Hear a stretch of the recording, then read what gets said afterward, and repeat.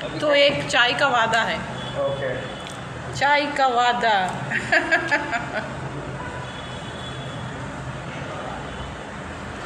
Friends, ఎవరికి చాయ్ కా వాదా? ఫ్రెండ్స్కి.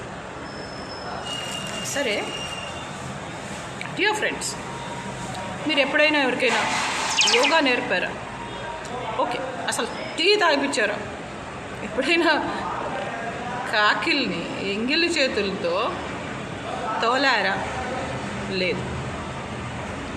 ఇటువంటి వ్యక్తులు బొబ్బా అరుణా చౌదరి గురించి మాట్లాడకూడదు.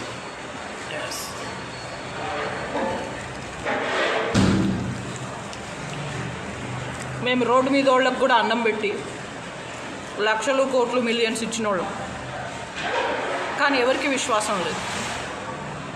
కాబట్టి ఇందు మూలంగా తెలియజేసుకునేది ఏంటంటే, నాది కానీ మా అమ్మా నాన్నది కానీ మా కూతురుది కానీ ఎవరు ఏమి తిన్నా తీసుకున్నా దొబ్బినా మేమే ఇస్తే తీసుకున్నా కూడా అందరూ బూడిదై కాలి మసి బూడిదై పేలి చేస్తారు ఇకపరాల్లో విత్ దేర్ ఓన్ ట్రిక్స్. అంత పెద్ద షాప్ ఏంటి? చాలా చిన్న షాప్, చాలా చిన్న షాప్ నిజంగా. Yes, it's a very small shop. ఇలా ఉంది, బాగుంది కదా. సరే, ఇంకొక విషయం, చెమటలు ఒక పక్క బయట వర్షం, ఫ్యాన్ లేకపోతే చెమటలు. ఈ పరిస్థితి ఎందుకు వస్తుంది? మన బాడీలో టెంపరేచర్, బయట టెంపరేచర్ వేరే వేరేగా ఉంటుంది. ఫర్ ఎగ్జాంపుల్, బయట కుండపోత వర్షం, కానీ ఇంట్లో మనం ఫ్యాన్ లేకుండా కూర్చుంటే చెమటలు. ఇదేంటి ఇలా చెమటలు కారుతున్నాయి, బయట ఏమో వర్షం, కుండపోత వర్షం అని మనకి చాలా బాధేస్తుంది. ఎందుకు బాధేస్తుంది అంటే, ఫస్ట్ మన ఆరోగ్య పరిస్థితి మనకి సంతోషంగా లేదు. We are not happy with the ఆరోగ్య పరిస్థితి which we are having now. Okay, no problem. Are we happy with other పరిస్థితులు? ఓకే, ఆరోగ్య పరిస్థితి అంతగా బాలేదు. వార్తలు చదువుతున్నది అరుణా చౌదరి. ఈరోజు మన ఇంట్లో పూరీలు వచ్చేసాం, మా శత్రువులకి గోరీలు కడతాం. మా పూరీల దగ్గర పైసలు తీసుకున్నోళ్ళు, డబ్బులు తీసుకున్నోళ్ళు, ఆస్తి లక్షలు కోట్లు మిలియన్సే కాకుండా ఒక్క రూపాయి తీసుకున్నా కూడా, అవి తీసుకున్నా ఇవి తీసుకున్నా ఏవి తీసుకున్నా, ఒక్క రూపాయి తీసుకున్నా 1000 లక్ష కోటి ఎంత తీసుకున్నా, ఏది తీసుకున్నా, బంగారం వెండి, any valuable or anything or anything ఆమె ఇచ్చినా తీసుకున్నా అందరూ బూడిదవుతారు, వాళ్ళకి మేము గోరీలు కడతాం. ఎందుకు మేడం? వై అంత కోపం? జాగర్లమూడి రంగారావు అని ఆకలి రాజ్యంలో హీరో, ఆ శ్రీరంగం శ్రీనివాసరావు ఫ్యాన్. వాడిని శ్రీదేవి నాటకాలు వేసుకునే శ్రీదేవి ఎలా అర్థం చేసుకుంటుంది? ఏంటి ఆ కోపం?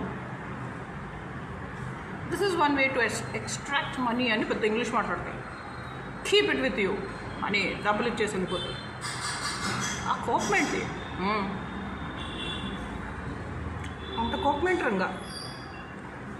You need a counselling. నేను చెప్పాను అదే మా ఫ్రెండ్కి. For example సూరిబావ. సూరిబావ అంత కోపం వద్దు, గుస్సా రంగయ్య, కోపం వద్దయ్య, హెల్త్కి మంచిది కాదు. కౌన్సిలింగ్కి తీసుకెళ్ళా. డాక్టర్ అడిగారు, ఏంటి నీకు పెళ్ళయిందా? అరే డాక్టర్, ఈయనకి కోపం ఎక్కువ వస్తుందంటే పెళ్ళయిందా అని అడుగుతావు? నీకు తెలియదమ్మా, పెళ్ళైతే కానీ పిచ్చి కుదరదు, పిచ్చి కుదిరితే కానీ పెళ్ళి కాదు. అరే మా ఎకనామిక్స్ మ్యామ్, భాను మ్యామ్ ఇట్లాగే చెప్తుంది. కానీ ఆమెకు పెళ్లి కాలేదు. అప్పుడు మేమన్నా ముందు నువ్వు పెళ్లి చేసుకో, నీకు పిచ్చి కుదురుతుంది. అట్లా ఉన్నారు స్టూడెంట్స్.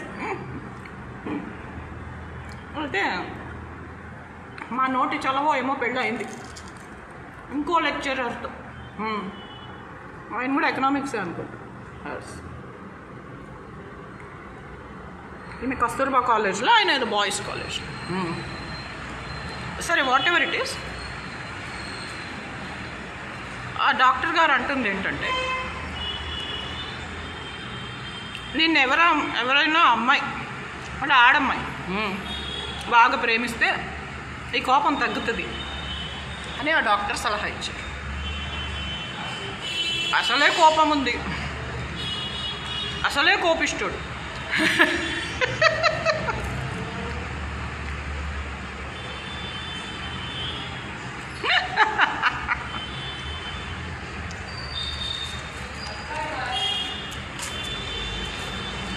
అయితే ఇప్పుడు ప్రేమించాలి అంతే కదా అని కోపంగా అడిగాడు డాక్టర్ని. డాక్టర్ అవునండి అంతే అని ఫీజు తీసుకొని, నాకెందుకు వచ్చింది కావాలా, ఎవరెట్లా పోతే నాకేంటి, ఫీజు బాగానే దొబ్బాడు. నేను అరిసెలు ఇస్తే అరిసెలు కూడా గుంజాడు. టిఫిన్ బాక్స్ కూడా ఇప్పుడు దాకా ఇవ్వలేదు. అరిసెలు టిఫిన్ బాక్స్ కూడా దొబ్బేశాడు. అట్లా ఉన్నారు డాక్టర్లు ఇవ్వాలి రేపు. అయితే ఇంతకీ సూరిబాబుకి ప్రేమించాలంటే నచ్చాలి కదండి. అదే ఇడ్లీ తినడం పూరి తినడం కాదు కదా. ఎంతో నచ్చితేనే ఒక మనిషి ఇంకో మనిషిని ప్రేమించవచ్చు, లేకపోతే అది యాక్టింగ్ లాగా ఉంటుంది.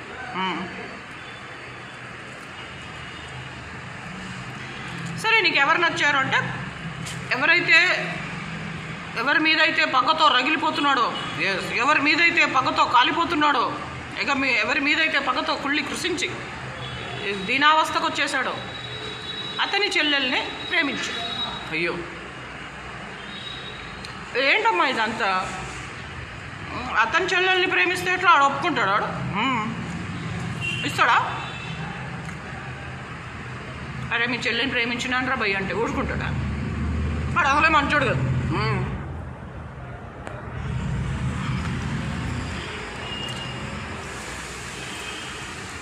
ఇలా మానసిక పరిస్థితులు ఉన్నాయి. ప్రేమించాలి అంటే ఏంటో, మన శత్రువులు ప్రత్యర్థి చెల్లెలే నచ్చుతుంది. ఎంత విచిత్రం ఈ సంగతి,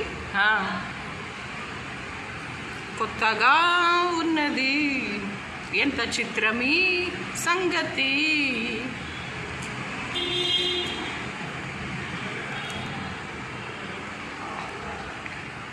అందుకే ప్రేమ, పెళ్ళి, విస్కీ ఇవన్నీ వదిలేసి యోగా, మెడిటేషన్,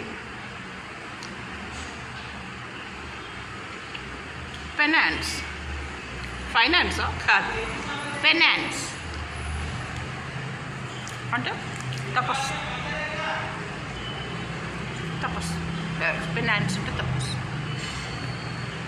వీటికి మీద యూత్ ఎక్కువగా ధ్యాస పెడితే లైఫ్ బాగుంటుందని నేను ఒక బుక్ రాస్తాను. ఎన్ని బుక్కులు రాస్తారు మేడం, చాలా. అయ్యో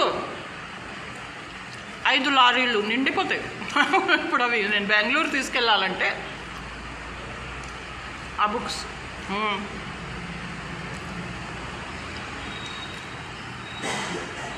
5 లారీలు నిండిపోతాయి.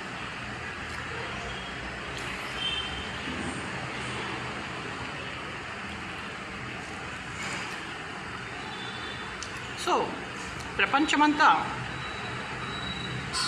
వ్యభిచారం చేసే వాళ్ళతో నిండిపోయింది. 90%, 99% దొంగలతో నిండిపోయింది.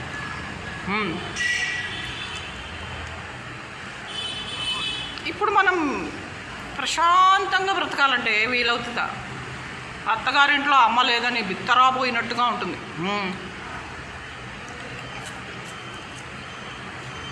అత్తగారింట్లో అమ్మ ఎట్లుంటుంది అట్లా ఈ కలియుగంలో నీకు వ్యభిచారం చేయనోళ్ళు, దొంగతనం చేయనోళ్ళు, ముష్టి ఎత్తనోళ్ళు, బిచ్చం ఎత్తనోళ్ళు, అడుగు తినేవాళ్ళు కానోళ్ళు దొరకరు. ఎందుకు దొరకరు అంటే కలియుగమే అట్లా పాడైంది, అట్లా నాశనం అయింది. మొన్న ఒక ఆయన చచ్చిపోయాడు మా ఇంటి దగ్గర, ముల్లా నస్రుద్దీన్. చచ్చిపోతే అరే ముల్లా నస్రుద్దీన్ మర్ గయా రే అంటే అలా ఆవిడ ఏడుస్తుంది. ఏమండి ఇట్లా చచ్చిపోతారా అలా ఏడుస్తుంది. నాకు జాలేసి అంటే ముల్లా నస్రుద్దీన్ గారు దైవం దగ్గరికి వెళ్ళిపోయారు, దేవుడి దగ్గరికి వెళ్ళిపోయారు. ఆయన దేవుడి దగ్గరికి వెళ్ళిపోయారు, స్వర్గస్థులయ్యారు. ఆయనని మనం సంతోషంగా పంపాలి. కన్నీరు కారుస్తే ఆయన ఆత్మ శాంతించదు, ఆయన ఆత్మ ప్రశాంతంగా ఉండదు. అంటే కళ్ళు తుడుచుకుంది, లేచి కొంచెం మంచినీళ్ళు తాగింది, నేను కొద్దిగా ఉప్మా పెట్టా తినింది. వాళ్ళ కొడుకులు కాఫీ ఇచ్చారు, తాగంటుంది. కాఫీలో డికాషన్ ఎక్కువైందేంటి? ఏంటి కాఫీలో డికాషన్ ఎక్కువైందేంటి? నాకు చాలా బాధేసింది. ఒక మనిషి నీరసంతో చచ్చిపోద్దేమో అని మనం ఉప్మా పెట్టి కాఫీ ఇచ్చాం, అంతేగాని చావుకొచ్చి చావులో బిర్యానీ బాగాలేదన్నట్టుగా. మా ఫాదర్ చనిపోతే చంపింది మా అన్నయ్యలైనా, ఖర్చులు చావు చేసిందంతా నేనే. తర్వాత మా అమ్మని కూడా అలాగే చంపేశారు. అప్పుడు కూడా ఆ ఖర్చులు, ఆ చావు ఖర్చులు అంత భరించింది. తర్వాత చేసిన పాపాలు ఊరికే పోవు కదా. మా రెండో అన్నయ్య కూడా అలాగే చనిపోయాడు. భార్య కొడుకులు చంపేశారు. అతను చావు ఖర్చులు అంతా ఒక 5 లక్షలు, నావే 5 లక్షలు వాళ్ళ దగ్గర ఉంటే ఆ 5 లక్షలు ఖర్చు పెట్టారు. అరే నువ్వే ఖర్చు పెట్టాలి, చెల్లెలే చేయాలి చావు. చెల్లెలు చావు చేసేదేంటి? అమ్మ నాన్నల కంటే ఓకే, కూతురు చేసింది చావు, చెల్లెలు చేయడం ఏంటి? అయితే నీ 5 లక్షలు మా దగ్గర ఉన్నాయి కదా, అవి ఖర్చు పెట్టేస్తామని ఖర్చు పెట్టారు. అయినా మళ్ళీ నా డబ్బులు వేసుకుని వాళ్ళకి బట్టలు పెట్టి వాళ్ళకి డమ్ము అంత దండలు వేసి, ఇవన్నీ ఏంటి అసలు ఆలోచిస్తే? మనం ఒక పెద్ద ఇంటికి వెళ్ళేటప్పుడు చిన్న ఇంటిని ఖాళీ చేసి, ఆ పాత ఇంటిని ఖాళీ చేసి కొత్త ఇంటికి వెళ్ళేటప్పుడు మనం కొత్త ఇంటినే చూస్తాం కానీ పాత ఇంటిని చూడం. ఆ పెద్ద ఇంటినే చూస్తాం కానీ చిన్న ఇంటిని చూడం. ఆ నూతనత్వమే చూస్తాం, రోత ఆరు పాత అనేది చూడం. అట్లా ఒక మనిషి దేవుడి దగ్గరికి వెళ్ళేటప్పుడు బహుశా ఇవన్నీ చూడకూడదేమో కూడా, ఇవన్నీ పట్టించుకోకూడదేమో కూడా, ఇవన్నీ ఆలోచించకూడదేమో. డియర్ ఫ్రెండ్స్, ఆలోచించిన కొద్దీ, తవ్విన కొద్దీ మట్టే బయటకు వస్తుంది. ఎంత ఆలోచిస్తే అంత, ఎంత తవ్వితే అంత శల్యాలు, శిథిలాలు, మట్టి, శ్మశానం, రాళ్ళు, రప్పలు బయటకు వస్తాయి. డియర్ ఫ్రెండ్స్, గడిచిపోయిన విషయాలు తలుచుకుంటూ వగచి రోధించే కంటే సౌఖ్యమే లేదు అని చాలామంది అనుకుంటున్నారు. కానీ దానివల్ల వచ్చేదేంటి? ఆరోగ్యం పాడైద్ది, హెల్త్ ఖరాబ్ అయిపోద్ది, డాక్టర్ ఫీజులు పెరిగిపోతాయి,